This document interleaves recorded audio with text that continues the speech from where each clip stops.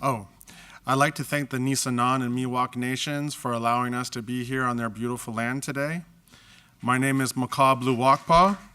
I am married to Tria Blu Wakpa, an assistant professor at UCLA, and I am father of our 2 children. I'm an enrolled citizen of the federally recognized Cheyenne River Sioux tribe. I have a bachelor's and master's degree in Native American Studies and a doctorate degree in education from the University of Arizona. I have the privilege of working for the Fernandino Band of Mission Indians as their Director of Education and Cultural Learning Department in northern Los Angeles County. I am uniquely qualified to speak about the power of Native cultural programs to reduce incarceration and recidivism. As a youth, I was incarcerated for minor infractions and experienced a lack of cultural programs and access to cultural programs in urban areas without services from federally recognized tribes. There are 4 points I'd like to outline. First, federally unrecognized tribes and their citizens are legitimate and highly vulnerable. Second, federally unrecognized tribes are legitimate and worthy of systemic youth funding opportunities. Third, Native American cultural programs significantly reduce juvenile arrests. And finally, this funding must be open to urban areas, otherwise it would further marginalize our most vulnerable Native youth. Federally unrecognized tribes are legitimate and vulnerable. They typically exist on the most valuable real estate in the United States. In California, for example, places like San Francisco, the Silicon Valley, Beverly Hills, Encino are homes to the Ohlone, Tongva, and Tataviam nations, none of which are federally recognized currently. Most people mistake Native Americans as primarily living in rural Indian reservations due to miseducation and thorough attempts at genocide near modern metropolitan areas.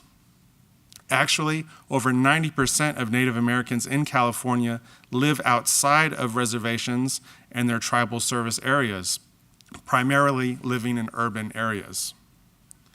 Native Americans have survived genocide and are struggling with historical trauma. Such trauma is passed on socially and genetically. For example, many California Indians were made slaves during the Spanish mission system. The term redskin, referring to a bloody Indian scalp, was coined during a state vigilante bounty program in California to hunt and scalp Native American men, women, and children in exchange for gold. Native language and culture were outlawed in California, and Indians were systemically murdered for being themselves. Today, many are still ashamed of their cultures and cannot recognize the value of their heritage. Many scholars emphasize that these structural violences are still ongoing. Most indigenous youth living in California are in urban areas, and federally unrecognized tribes do not have tribal police, tribal courts, tribal detention centers, or tribal rehabilitation who can cater to their cultural needs. Native youth need their cultural identities fostered by tribal identities who can effectively implement such programs.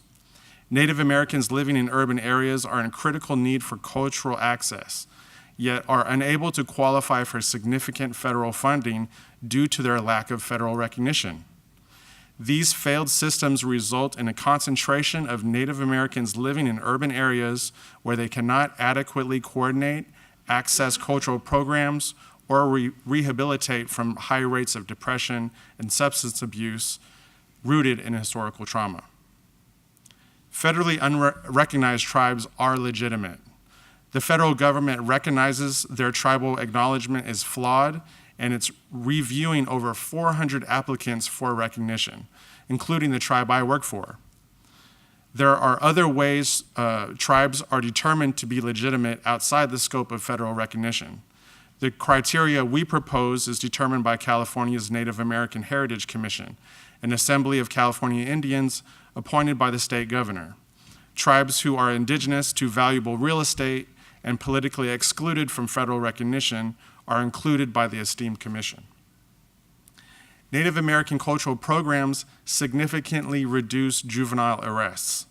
Native American cultural vitality is primarily determined by the condition of their particular indigenous language status. Nationally, tribes with more linguistic retention and Native youth speakers have lower reports of juvenile arrests. Speaking an indigenous language has a profound impact on Native youth and their mental health. Without cultural access, Native youth have higher rates of depression, suicide, and substance abuse. Native Americans know the answer, and the answer is more culture. We have ceremonies for mental health, and we are capable of effectively sustaining its implementation. We need the resources to make this a reality. Finally, this funding must be open to urban areas, otherwise it would be a great disservice and injustice to our most vulnerable Native youth. Thank you.